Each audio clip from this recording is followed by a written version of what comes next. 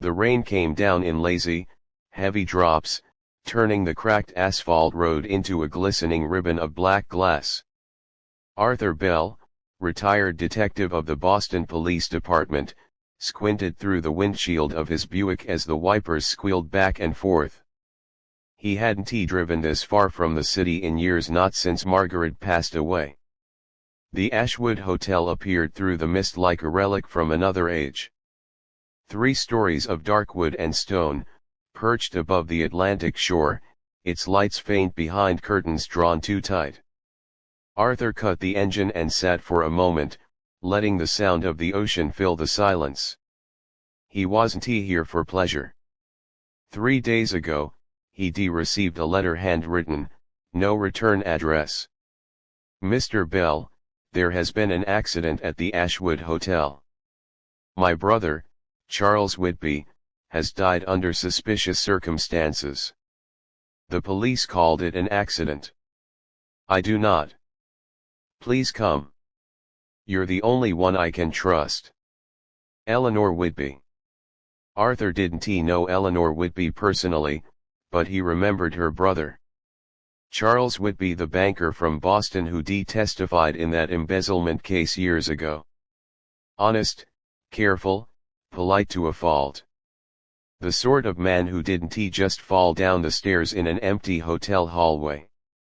Arthur took his old hat from the passenger seat, fixed the brim, and stepped out into the rain.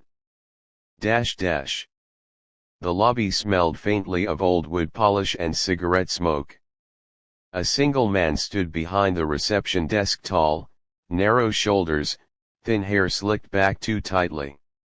"Evenin'," Arthur said, shaking rain from his coat. The clerk gave a stiff smile. "Evening, sir. Checking in. I am. Name S. Bell. Arthur Bell. Miss Whitby is expecting me." The man hesitated a fraction too long. "Ah. Yes. Miss Whitby mentioned you might arrive. She's in the lounge. Second door on the left." Arthur signed the guest book, his name appearing under only 5 others. A nearly empty hotel. That already told him something. Eleanor Whitby sat near the fireplace, a glass of sherry untouched beside her. She was in her mid-40s, sharply dressed, her face calm but her hands restless in her lap. "Mr. Bell," she said as he approached. "You came. Thank you. I received your letter," he said, sitting down opposite her. "You said your brother's death wasn't an accident." "It wasn't." Her eyes flicked to the window, where rain streaked the glass. "They said he slipped on the stairs. But Charles was careful, cautious to the point of being dull. And the stairs, they were dry that night." Arthur leaned back. "You were here when it happened?" "Yes. We both were. My brother had come for rest, he wasn't well. The hotel is quiet, remote. It suited him. But the people here." She lowered her voice. "They're not who they claim to be." "Meaning?" "There's a man who says he's a writer but never writes. A woman who checks the mail every morning but never receives any. And the manager, he knows more than he admits." Arthur smiled faintly. "You've been observing." "Old habits," she said with a bitter laugh. "Charles and I were raised to notice details. He trusted people too easily. That's why I asked for you. I need the truth, Mr. Bell. Whatever it is." He nodded slowly. "Then we'll start tonight. Show me where it happened." The grand staircase was dimly lit, the carpet worn thin down the middle. At the top landing, a small brass plaque read, "In memory of Charles Whitby, 1907 to 1952. Someone had already turned it into a memorial. Too quickly. Arthur crouched beside the step where Charles had supposedly slipped. No broken boards, no loose railing, no stains. He glanced upward. The ceiling beams were low, dust thick. A faint smell of oil hung in the air. Where was his room? Third floor, end of the corridor. They climbed slowly, the sound of the ocean echoing faintly beyond the walls. Room 309's door was locked. Eleanor handed him the key. Inside was neat, orderly, almost unnaturally so. His suitcase stood packed, the bed perfectly made. On the nightstand, a glass of water, half full, and a book of poetry open to the middle. Arthur touched the spine. He was leaving. He intended to. He told me the night before he wanted to return to Boston. Said he'd learned enough here. I don't know what he meant. Arthur studied the floorboards near the bed. One of them creaked under his shoe, slightly hollow. He crouched and pried it up with his pocket knife. Beneath it, wrapped in paper, was a folded letter. Eleanor gasped. Arthur unfolded it carefully. The ink was faded but legible. If something happens to me, it won't be an accident. The ledger is hidden where she'll never find it. Tell Eleanor not to trust the man with the ring. Arthur frowned. The man with the ring. Eleanor looked pale. There's only one guest here who wears a ring. Mr. Douglas, the so-called writer. Arthur slipped the letter into his coat. Then tomorrow morning, we'll have a little chat with Mr. Douglas. That night, sleep came late. The wind rattled the shutters, and the ocean's roar filled the darkness. Arthur lay awake, thinking about the note, the stairs, and the smell of oil near the landing. Around midnight, he heard footsteps in the hall, slow, deliberate, passing his door. He rose quietly, crossed to the door, and peered through the crack. A figure moved toward the stairs, coat collar turned up, something glinting on his hand in the dim light. A ring. Arthur slipped his revolver from the drawer and followed, his footsteps silent on the old boards. Down the corridor, the man paused near the landing, the same place Charles Whitby had died. He bent down, reaching beneath the railing. Arthur caught a glimpse of a small metal can, the source of the oily smell. Looking for something, Mr. Douglas. Arthur's voice was calm but sharp. The man froze, straightened slowly, and turned. His face was narrow, his eyes alert but not surprised. Can't sleep either, Mr. Bell, Douglas said smoothly. Old hotels have a way of creaking in the dark. Arthur's eyes flicked to the can in his hand. What's that? Turpentine, Douglas said, too quickly. 4 cleaning brushes. I'm a writer and a painter, of sorts. In the middle of the night. Douglas smiled thinly. Inspiration doesn't keep office hours. He stepped closer. You're looking for trouble, Bell. And this place has plenty of it. Best get your answers and leave before it finds you too. Arthur watched him walk away, the sound of his shoes fading into the storm. The old detective stood alone by the stairs, the smell of oil lingering in the air, stronger now, mixed with something metallic. He touched the railing. His fingers came away dark. Blood. By morning, the storm had passed, leaving a thick gray fog over the coastline. The Ashwood Hotel seemed half swallowed by it, its windows glowing faintly like tired eyes. Arthur Bell sat in the dining room, nursing a cup of bitter coffee. Only 3 other guests were present: Mrs. Carroway, the widow in pearls who claimed to be visiting her sister, Mr. Douglas, the writer with his ever-present notebook, and a quiet man in a tan suit who kept reading the same newspaper page for the 3rd time. Eleanor Whitby entered a few minutes later, her expression composed but pale. She took the seat across from him. "Did you sleep?" she asked softly. "Not much," Arthur said. "Your Mr. Douglas likes to walk the halls at midnight." Her eyebrows lifted. "You saw him?" "I did. And I saw what he was doing near the staircase, something involving a can of oil and the railing where your brother died." She swallowed. "So it wasn't an accident." "Looks that way. But I need proof before anyone listens." Arthur looked around the dining room. The guests avoided each other's eyes. A hotel full of strangers pretending to be polite. It reminded him of interrogation rooms, everyone waiting for someone else to speak first. "Who owns this place?" he asked. "Mr. James Ashwood," Eleanor replied. "But he's rarely here. The manager, Mr. Collins, runs everything." Arthur nodded. "Then he's next on my list."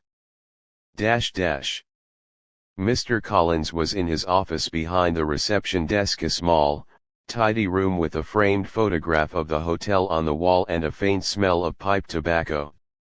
"Mr. Bell," Collins said with a polite smile that didn't reach his eyes. "How can I help you?" Arthur closed the door behind him. "You can start by telling me about the night Charles Whitby died." Collins adjusted his tie. "A terrible tragedy. I was here, of course. I heard the fall, ran to help immediately." "Anyone else see it?" "Mr. Douglas and Mrs. Carroway were in the lounge. They heard the commotion but arrived after I did." Arthur studied the man carefully. His nails were clean, his shoes polished, his voice steady, but his eyes darted to the desk drawer every few seconds. "And what did the coroner say?" "Accidental fall," Collins said quickly. "There was no sign of foul play." Arthur leaned forward. "Funny thing, I found oil on the railing last night." "And blood." "The same railing your coroner swore was clean." Collins froze, just a second too long. "That's impossible." "We had the place scrubbed, examined." "Scrubbed?" Collins cleared his throat. A slip of the tongue. "I meant examined." Arthur smiled without humor. "Of course you did." Back in the corridor, Eleanor was waiting. "Well, he's hiding something," Arthur said. "And I intend to find out what." As they spoke, the quiet man in the tan suit walked past the one who'd been reading the same newspaper earlier. This time, Arthur noticed the headline, "Local Bank Under Investigation, Missing Ledger Still Unfound." He stopped the man. "Excuse me. You're reading yesterday's paper?" The man blinked. "I prefer old news. Easier to believe." He smiled slightly, then walked on. Eleanor frowned. "He gives me the chills." Arthur nodded slowly. "Me too. And I think I've seen him before." Later that afternoon, Arthur went outside for a walk along the cliff path. The sea below was restless, waves pounding against the rocks. He needed time to think. Charles Whitby had mentioned a ledger in his hidden letter, something worth killing for. And now, a guest in the hotel happened to be reading about a missing ledger from a Boston bank. Coincidence? Arthur didn't believe in those. As he turned back toward the hotel, he saw someone standing near the veranda, Mr. Douglas, smoking, watching him. "You're up early for a writer," Arthur said. Douglas smiled thinly. "Inspiration again." Arthur's eyes went to the silver ring on his hand, a thick band with an engraved symbol, almost like a serpent eating its tail. "That ring of yours, unusual design." Douglas looked at it briefly. "Old family heirloom. Been wearing it so long I forget it's there." Arthur took a slow step closer. "Ever hear of a man named Charles Whitby?" Douglas flicked his cigarette into the gravel. Of course. Hard to forget the man who died 10 feet from your door. You knew him, didn't you? Maybe, Douglas said. Maybe not. Depends who's asking. Someone who doesn't like liars. Douglas's smile faded. Careful, Mr. Bell. You're poking around in matters best left buried. Like the ledger, Arthur asked quietly. Douglas's eyes narrowed. I don't know what you're talking about. He turned and walked back into the fog. Arthur exhaled slowly. He was close now, he could feel it. That evening, the guests gathered for dinner in the lounge. The fog outside pressed against the windows, and the old gramophone played a slow jazz tune. Mr. Collins stood behind the bar, polishing glasses. Arthur watched the room closely. Douglas sat near the fire, reading. Mrs. Carroway whispered with the man in the tan suit. Eleanor stared into her drink. Then came the power cut, the lights flickered once, twice, then darkness swallowed the room. Someone gasped.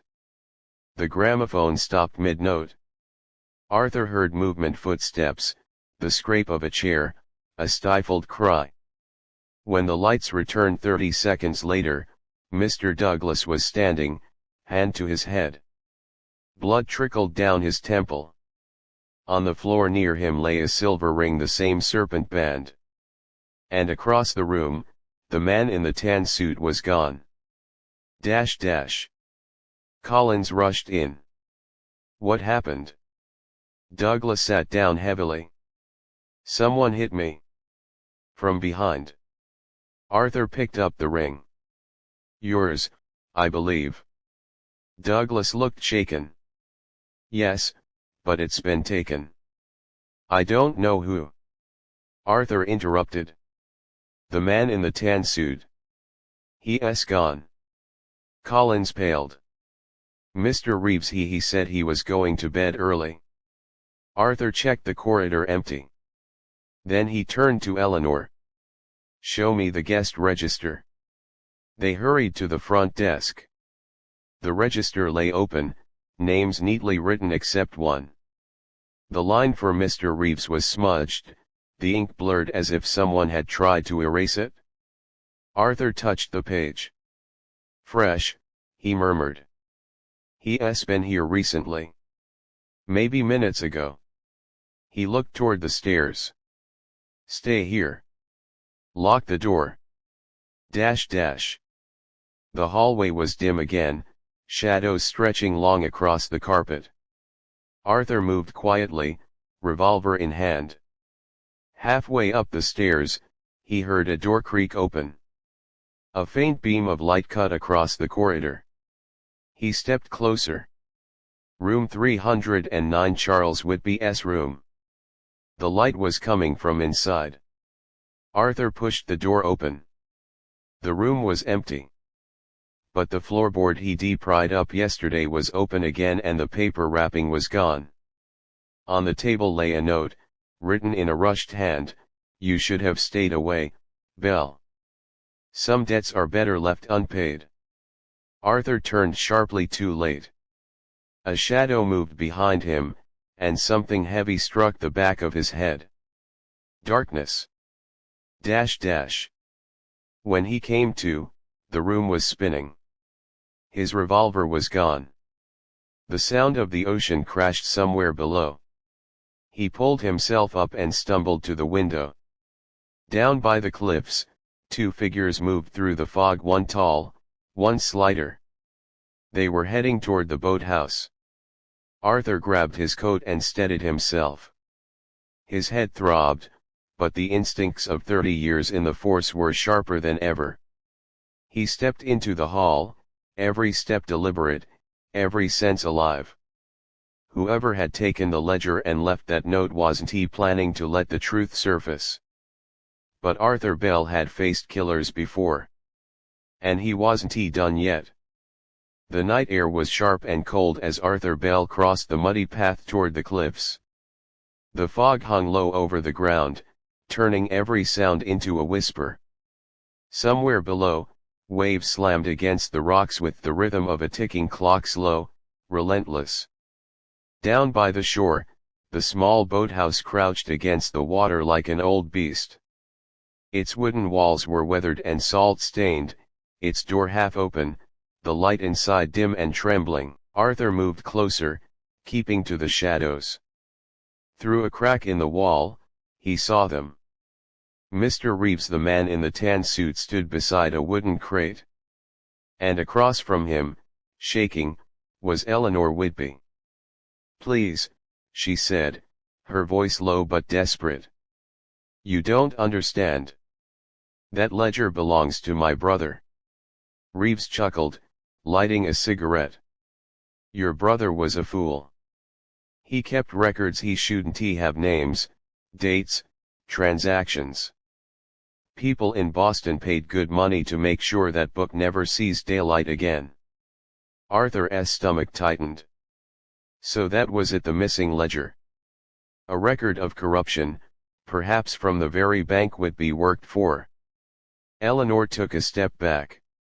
"You killed him." Reeves exhaled smoke. "I didn't have to. He fell because he panicked. But if you keep talking, Miss Whitby, maybe you'll trip, too." He reached into his coat. Arthur kicked open the door. "Drop it, Reeves." Reeves spun around, eyes wide. "Bell. You just don't know when to quit. I'm old, not deaf. And I still shoot straight." Eleanor stumbled aside as Reeves aimed. The gunshot cracked, echoing off the cliffs. Arthur ducked behind the doorframe, wood splintered beside his head. He fired once in return. Reeves cursed and staggered backward, the bullet grazing his arm. "End of the line," Arthur said, stepping into the light. "That ledger's evidence. And you're going to hand it over." Reeves smiled, blood on his sleeve. "You think this ends here? That book doesn't belong to me. Or you. You don't know who you're dealing with." Arthur kept his revolver steady.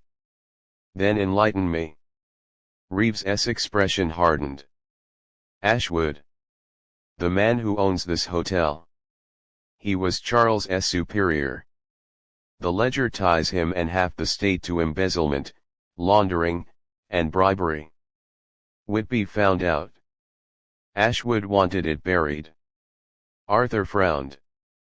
"So Ashwood sent you?" Reeves nodded once. "And now, I'll finish what your curiosity started." He lunged.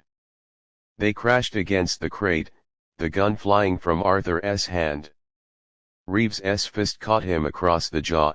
Arthur staggered, then slammed his shoulder forward, knocking Reeves into the wall. The old wood cracked.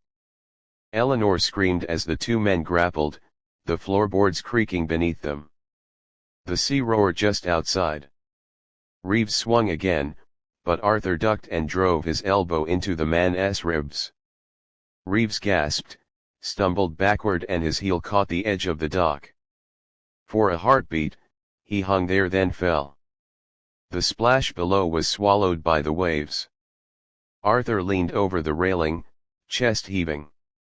The fog rolled in thick, erasing everything.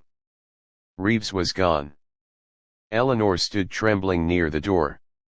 "Is he?" Arthur lowered his gun. "The CS got him now." She looked down at the crate. "The ledger, it's inside." Arthur pried the lid open. Inside lay a small, leather-bound book, edges water-stained but intact. On the cover, W&A Investments, Boston Confidential Accounts. He flipped through the pages, coded names, large sums, signatures. Enough to ruin men in high places. Enough to get a banker killed. Eleanor swallowed hard. "We have to take it to the police." Arthur shook his head. Not yet. If Ashwood's as powerful as Reeves said, then the local police are probably in his pocket. We need to play this smart. They returned to the hotel before dawn. The building loomed silent, the fog pressing close around it. The front door was unlocked. Too easy. Inside, the lobby was empty, but the smell of smoke hung in the air. Arthur froze. "Stay here," he whispered. He moved toward the lounge. The lights were on, the fireplace cold.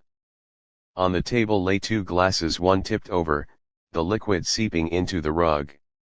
And beside them, motionless, was Mr. Collins. The hotel manager's eyes were open, staring at nothing. A dark stain spread across his chest. Eleanor gasped. "Oh God!" Arthur knelt beside the body. A single bullet wound, neat, professional. Not Reeves's style. He picked up the empty shell casing from the floor. .32 caliber, he murmured. Someone else was here. From the corner of the room came a soft sound, the creak of a floorboard. Arthur turned sharply. Douglas stepped from the shadows, pale, clutching his arm. "You're alive," he said to Arthur, almost disappointed. "You don't look surprised." Douglas exhaled shakily. "I warned you. I told you to leave this alone." Arthur raised his revolver. "You're working for Ashwood too, aren't you?" Douglas laughed bitterly. "Working against him. Reeves was his dog. I'm here to clean up the mess." But Collins got nervous. "He called Ashwood last night. Told him the detective was asking questions. That's why Reeves came after you." Arthur's grip tightened. "And you shot Collins to keep him quiet?" Douglas's voice broke. "He was going to sell me out. You don't understand, Ashwood owns everything. The police, the papers. If I don't deliver that ledger, I'm dead." Eleanor stepped forward. "So you kill anyone who gets in your way?"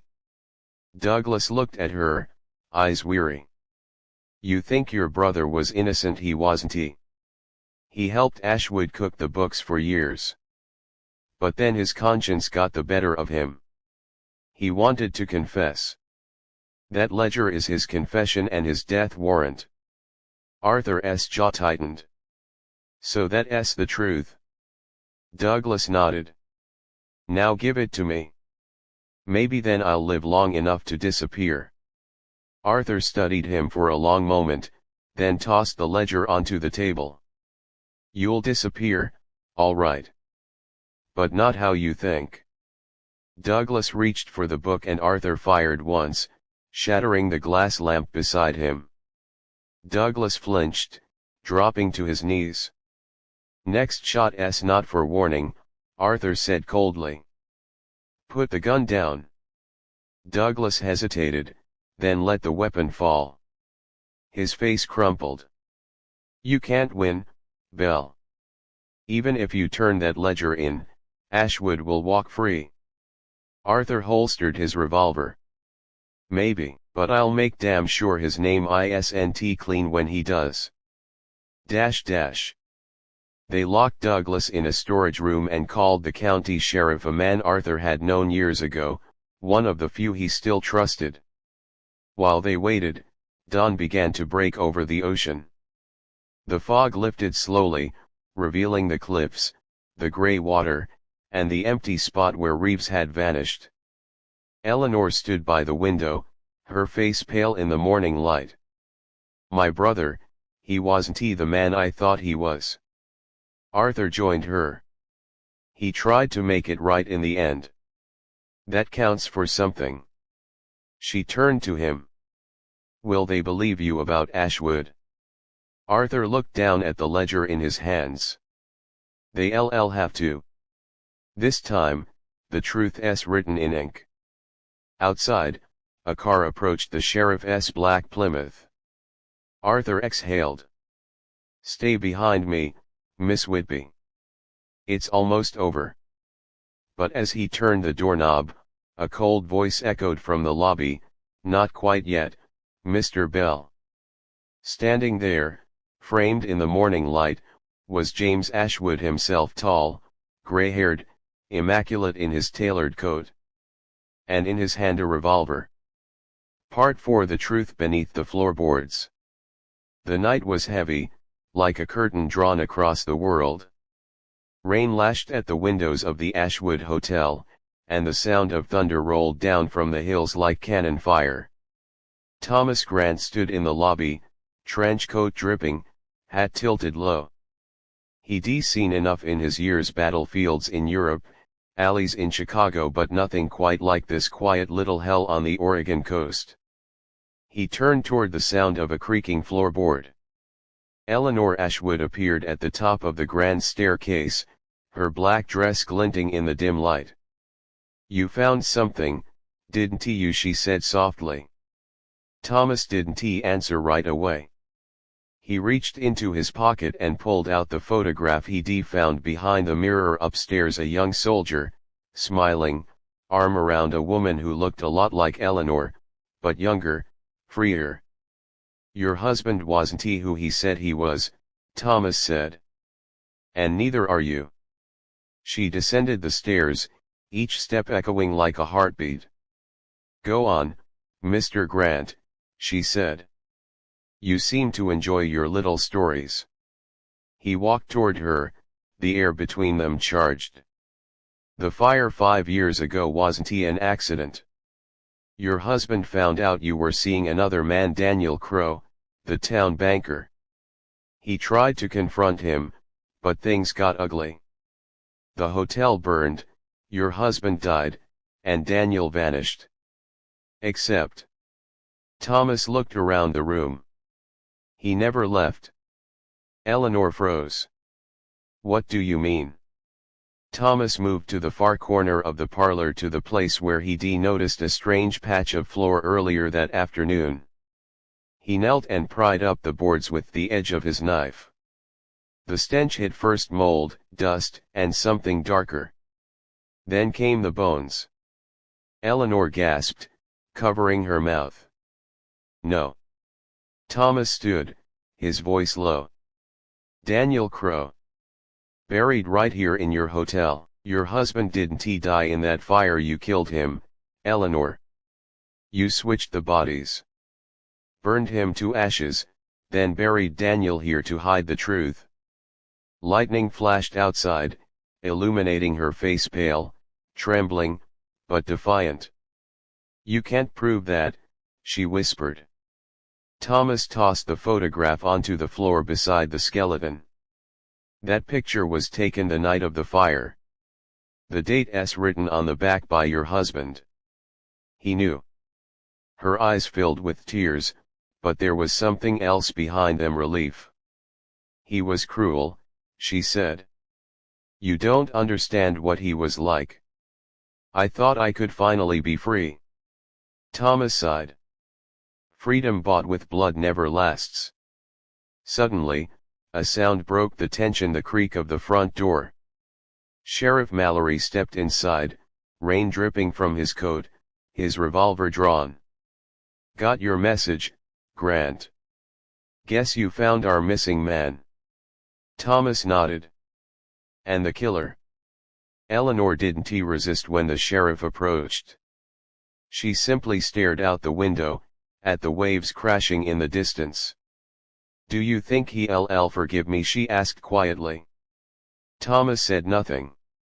He just watched as Mallory led her away. The truth had finally come out, but it felt less like justice and more like a ghost finally whispering its last secret. The next morning, the storm had passed. Thomas packed his bag and stood at the edge of the cliffs behind the hotel, the Pacific stretching endlessly before him. The gulls circled above, and the sea wind cut through his coat.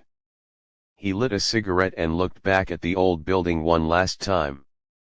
The Ashwood Hotel would stand another 100 years, its halls whispering of love, betrayal, and the lies people tell to survive. As he turned to leave, he muttered to himself, "Everyone buries something, some just do it better than others." He walked down the winding road toward town, the mist swallowing him whole. The sign above the hotel door swung in the wind, its faded letters barely visible, the Ashwood Hotel EST 1919. And somewhere deep inside its walls, the echoes of the past finally fell silent.